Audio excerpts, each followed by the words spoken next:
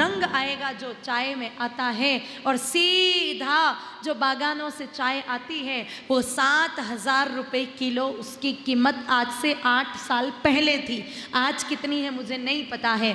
अब इतनी महंगी चाय कोई पी रहे हो? आप जो पी रहे हो वो कचरा है, कचरा, और उस कचरे में ऐसी बहुत सारी गंदी वस्तुओं का प्रयोग किया जाता है। ठाकुर जी के इतने परम भक्त हो आप लोग, कितनी सेवा करते हो लाला की, और दूसरी तरफ आप ऐसी गंदी वस्तुओं का प्रयोग करके सुबह उठ करके चाय गटक करके फिर बैठे हो श्री जी बाबा की सेवा में, तो वो कोई सेवा भी फलित होने वाली नहीं है। और अगर इस बात को आप नहीं भी माने तो भी इस चाय ने मेरे भाई बहनों बहुत गड़बड़ की है। कैसे?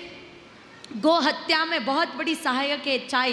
कैसे आपको दूसरी तरह से मैं समझाऊं। जब हिंदुस्तान में चाय नहीं थी, ये चाय अंग्रेज लेके आए, उससे पहले हमारे बाप दादा कभी चाय को जानते भी नहीं थे।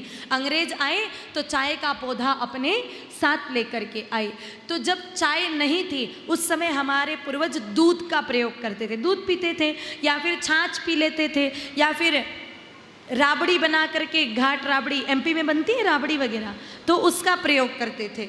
बाकी चाय तो जानते भी नहीं थे।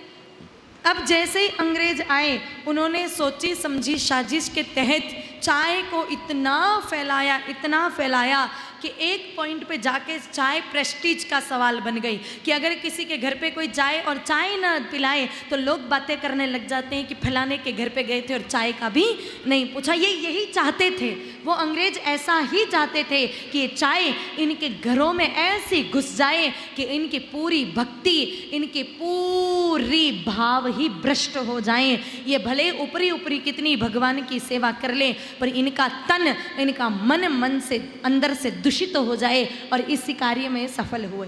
कैसे? देखिए, आप चाय कभी पीजिए, आपको चाय कभी गाय माता के दूध की अच्छी नहीं लगेगी। चाय के लिए जाड़ा भैंस का दूध चाहिए। और कोरा दूध पियो, कोरा दूध कभी भैंस का अच्छा नहीं लगता, वो गाय माता का ही अच्छा लगता है, प्लेन दूध पियोगे तो। अब जैसे ही चाय आई, चाय आने के बाद गाय माता के दूध की डिमांड कम हो गई, भैंस के दूध की डिमांड बढ़ी, और मेरे भाई बहनों गौ पालकों ने गौ की जगह भैंस पालन अधिक प्रारंभ कर दिया। वो गाय माता सड़कों पर गई और सड़कों से फिर सीधा कत्ल खाने में गई। तो मेरे भाई बहनों बोलो, चाय पीने वाले गौ हत्या के अंश बने कि नहीं बने? बने। अगर ठाकुर जी की सच्ची सेवा करते हो तो चाय आज से ही छोड़ देना, इसी वक्त से, अभी से, यहीं से संकल्प लेकर के जाना कि चाय हम स्पर्श भी नहीं करेंगे। कई लोग कहते हैं चाय नहीं पीते तो माथा दुख जाता है। देखो, ये आपकी गलतफहमी, ऐसा कुछ नहीं है, मेंटलिटी का प्रभाव है, मानसिकता का बहुत प्रभाव पड़ता है।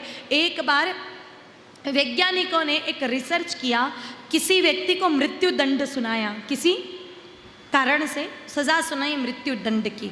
तो मेरे भाई बहनों उसकी दोनों आंखें बांध दी काले कपड़े से, और उसको कहा कि तुम्हें किसी जहरीले सांप से हम कटवाएंगे, और कटवाने के बाद ही तुम्हारी मृत्यु होगी। आंखें बंद कर दी, और मेरे भाई बहनों 2 आलपिन लेकर के उस व्यक्ति को केवल पिंच किया, केवल चुभोया। आपको आश्चर्य होगा कि केवल उस आलपिन के चुभोने के कारण उस व्यक्ति की मृत्यु हो गई। और उसका जब पोस्टमार्टम किया तो उसके खून में वो जहर भी मिला जो सांप में होना चाहिए। ये मेंटलिटी का ऐसा प्रभाव कि केवल मानसिक रूप से विचार करने से सांप काटा, और उस सांप का जहर भी शरीर में बनना प्रारंभ हो गया। ये वैज्ञानिक रिसर्च हुआ, आप चाहे गूगल पे सर्च कर लेना इस रिसर्च को। तो मेंटलिटी का कितना प्रभाव पड़ता है विचार करिए आप लोग। बहुत ही जाए तो क्या दिक्कत है अगर मेरे भाई बहनों हमारे चाय पीने से अगर हमारी गौ माता की हत्या हो रही है, तो ऐसा तो जिंदगी भर भी सिर दर्द दुखे तो फिर कोई इसमें समस्या नहीं है। ऐसा सिर तो रोज दुखे तो कोई बात नहीं, चलेगा, सह लेंगे, लेकिन ऐसी चाय का प्रयोग बिल्कुल भी नहीं करना चाहिए। तो चाय भी नशा है, इसीलिए चाय छोड़ी।